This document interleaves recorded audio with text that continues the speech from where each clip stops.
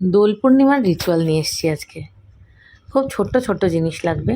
দুটো গোলাপ ফুল, একটু গোলাপি আবির, একটু লাল আবির, তার সাথে আমার একটা চিরাচরিত পছন্দের জিনিস একটু এলাচ, লবঙ্গ, 5টা মাটির প্রদীপ।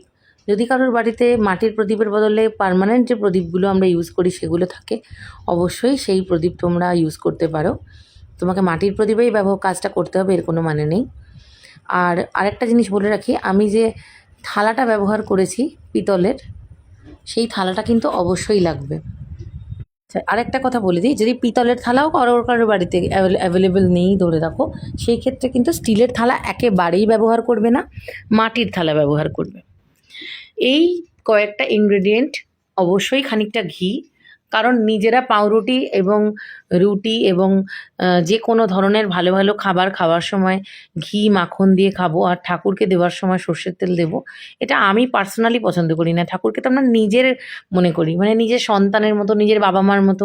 তাহলে তাদেরকে আমরা যখন কিছু দিচ্ছি, সেটা আমাদের পছন্দের জিনিসগুলোই হওয়া উচিত। তাই আমি ঘিয়ের প্রদীপটাই রেকমেন্ড করি। তাতেও যদি আমি বলছি কারোর পক্ষে যদি সম্ভব না হয় আর্থিক কারণে, দেখো, ঈশ্বর কিন্তু প্রত্যেকের ভিতরের কষ্টটা বোঝেন, ভিতরের অবস্থাটা বোঝেন। কারোর পক্ষে যদি সেই ঘিয়ের অ্যাফোর্ডেবিলিটি না থাকে, তোমরা তাহলে সর্ষের তেল নিশ্চয়ই ব্যবহার করতে পারো। আচ্ছা, আমি যেহেতু কালকে এই জিনিসটা করব তোমাদেরকে দেখানোর জন্য, আমি অল্প অল্প ঘি দিলাম জাস্ট দেখানোর জন্য। তোমরা কিন্তু প্রত্যেকটা প্রদীপে প্রপার পরিমাণে ঘিটা দেবে, এইটুকুটুকু ঘি কিন্তু দেবে না। দিয়ে প্রথমে ওই পিতলের থালাটার উপরে গোলাপি আবির, তার উপরে লাল আবির দিয়ে একটা সুন্দর করে বেড তৈরি করে নেবে। তার উপরে 5টা মাটির প্রদীপ, বা তোমাদের পার্মানেন্ট বাড়িতে থাকা যদি কোনো পঞ্চপ্রদীপ থাকে সেই প্রদীপ রেখে, সেই প্রদীপটার চারদিক দিয়ে একটা গোলাপ ফুল পাপড়িগুলোকে পুরো সাজিয়ে দেবে। একটা গোলাপ ফুলের পাপড়ি সুন্দর করে সাজিয়ে দেওয়ার পর, এই গোলাপ ফুলের কিছুটা অংশ বেঁচে যাবে, যেটা আমি অ্যাকচুয়ালি ফুল ছিঁড়তে খুব কষ্ট হয়, তো কম কম করেই ছিঁড়েছি, ভালো লাগে না। বাকিটা ওইভাবেই ঠাকুরকে অর্পণ করে দেবো। আর আরেকটা গোলাপ ফুল যেটা বেঁচে থাকবে, ওটা রাধাকৃষ্ণর পায়ে দেওয়ার জন্য রেখে দিও কালকে। ওকে, এইবার এই পুরো জিনিসটা সাজানো হয়ে গেলে প্রদীপের মধ্যে একটা করে ফুলওয়ালা লবঙ্গ আর একটা করে এলাচ সুন্দর করে দিয়ে দেবে। দিয়ে এটা কালকে সকালবেলা দোল খেলতে যাওয়ার আগে রাধাকৃষ্ণকে অর্পণ করে তখন তারপরে তোমরা দোল খেলতে যেও। এই 5খানা প্রদীপ অবশ্যই বাড়ির নর্থ ইস্ট কর্নারে জ্বালিও। যদি কারো ঠাকুরঘরটা নর্থ ইস্ট কর্নারে না থাকে, তাহলে রাধাকৃষ্ণকে এই প্রদীপের আরতি দেখিয়ে তারপর সেইখানে জ্বালিয়ে রেখে দিও। আর একটা কথা বলে দিই, এই যে রিচুয়ালটা করবে, অনেকেই বলবে যে ঠাকুর ঘরে যাব, স্নান করে যাব কি না।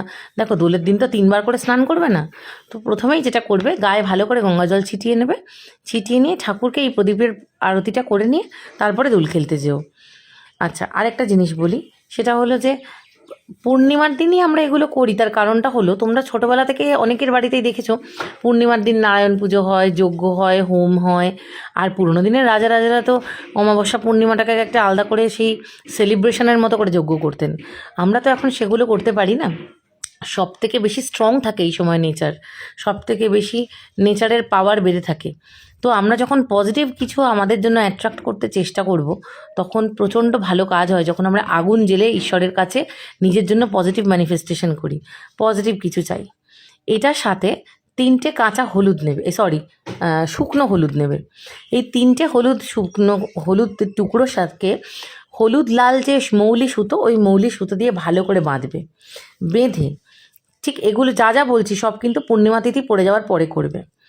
এই 3টে সুতো হলুদকে ভালো করে মৌলি সুতো দিয়ে গাঁট বেঁধে নিজের ঘরের এন্ট্রান্সের ভিতরে ঢুকে, ভিতরের দরজার উপরের কোনো একটা পোর্শনে এই হলুদটাকে ঝুলিয়ে দেবে। এবং এই পুরো কাজটা করতে করতে তোমরা আর্থিক সমস্যা, মানসিক সমস্যা, শারীরিক সমস্যা যা যা ফেস করছো, নারায়ণের সবথেকে প্রিয় জিনিস হলো হলুদ, এটা বাঁধতে বাঁধতে এবং প্রদীপটা জ্বালতে জ্বালতে সবসময় নারায়ণের কাছে প্রে করবে যে ঠাকুর, আমি যে সমস্যাটার মধ্যে আছি সেখান থেকে আমাকে তুমি উদ্ধার করো, আমি এই সমস্যাটার মধ্যে আর থাকতে চাই না। দেখো, এটা আমার বাড়ির এন্ট্রান্স, এইটা আমার এন্ট্রান্সের দরজার ঠিক অপোজিট পোর্শনটা, মানে যেটা আমার ভিতর পোর্শন, সেইখানে আমি ঠিক এই ভিতরের পোর্শনটায় হলুদটা এরকম ঝুলিয়ে দিলাম। তো এইভাবে তোমরা এই দুটো রিচুয়াল করো, খুব ভালো ফল পাবে।